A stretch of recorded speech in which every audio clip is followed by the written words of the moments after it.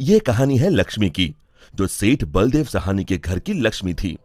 लक्ष्मी के 3 भाई थे, जो गांव के साहूकार थे। तीनों के तीनों हट्टे कट्टे और तंदुरुस्त थे, और लक्ष्मी अपने तीनों भाइयों की जान थी। जब लक्ष्मी 18 वर्ष की हुई तो सेठ जी ने लक्ष्मी के विवाह के लिए घर में पंडित जी को बुलाया। यजमान, बेटिया की कुंडली जिस युवक से मिल रही है वो एक बहुत ही साधारण परिवार का है। अरे उससे क्या फर्क पड़ता है, हम तो अपनी बेटी को अपने घर ही रखने वाले हैं, हमें तो घर जमाई चाहिए।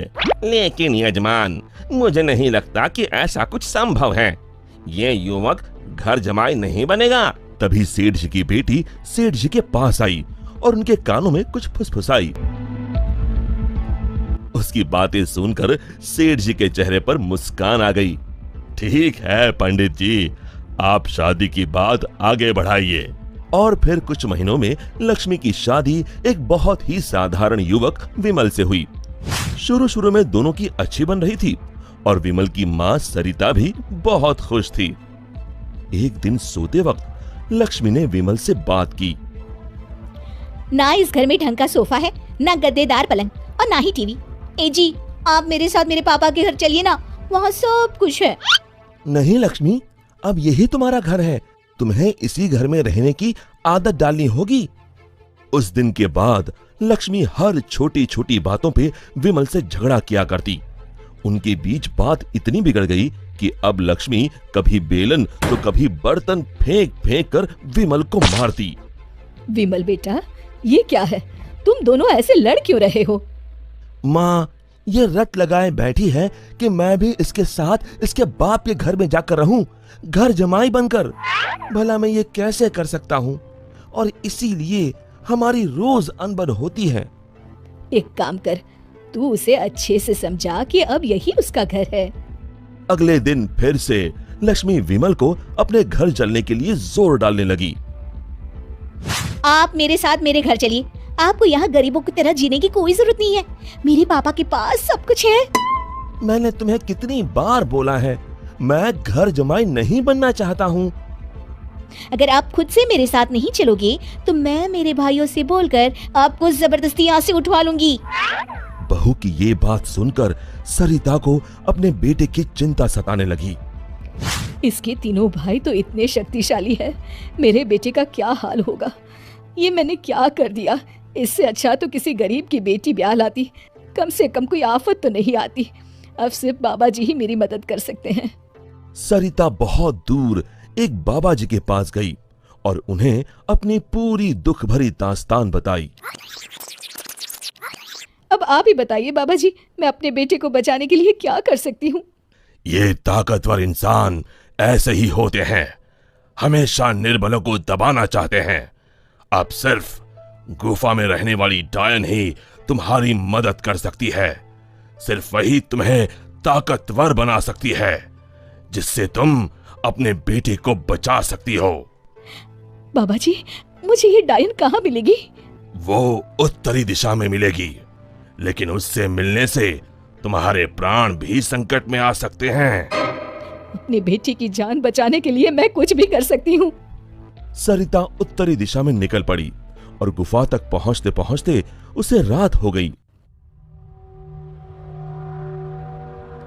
कोई है यहाँ? क्या आज एक इंसान यहाँ खुद चलकर आया है? वो भी मेरा खाना बनने। मैं आपसे मिलने आई हूँ। मिलने? मुझसे? हाँ। वो भी खुद चल के? बताओ बताओ क्या बात है? सरिता ने डायन को अपनी कहानी सुनाई।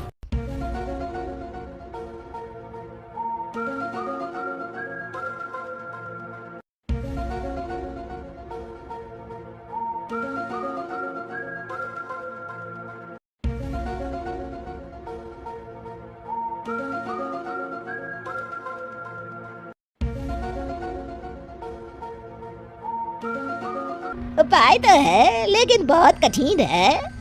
मैं अपने बेटे को बचाने के लिए कुछ भी कर लूंगी।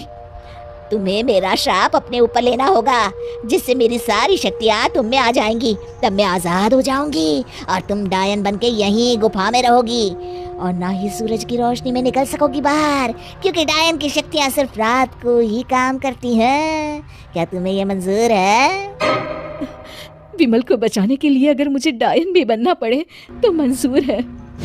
डायन ने कुछ जादू किया और डायन की सारी शक्तियां सरिता में चली गईं और अब डायन आजाद होकर एक औरत बन गई और सरिता डायन बन गई।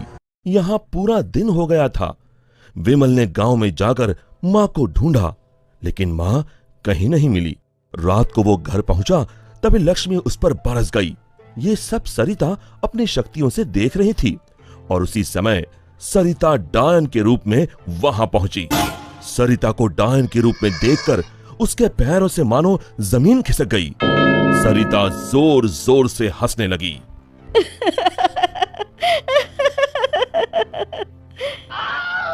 हाल तू जलाल तू आई बला को टाल तू, हाल तू जलाल तू आई बला को टाल तू, हाल तू जलाल तू आई बला को टाल तू, हाल तू जलाल तू आई बला को टाल तू, हाल तू जलाल तू आई बला को टाल तू। जैसे तैसे रात को लक्ष्मी सो गई और सुबह होते ही अभी अपने भाइयों को बताती हूँ कि आपने मुझे बेलन से मारा।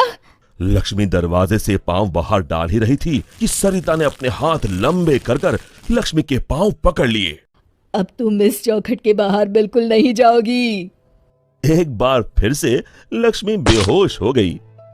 अब जब भी लक्ष्मी कुछ बेतुका करने जाती थी, सरिता बीच में आकर अपने बेटे को बचा लेती और बेचारी लक्ष्मी डायन से डरकर घर के कोने में दुबक कर बैठी रहती।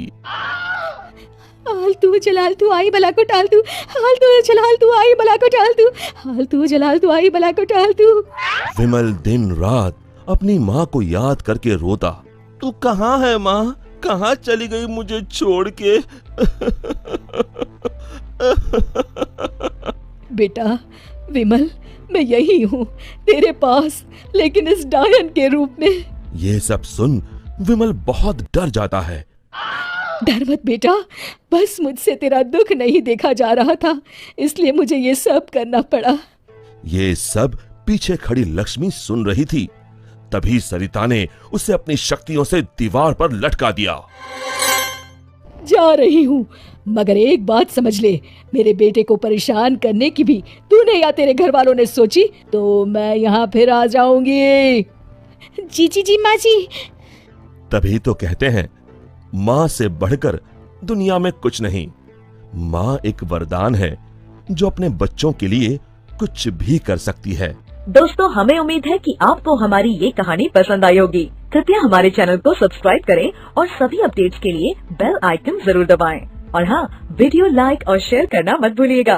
Bye bye.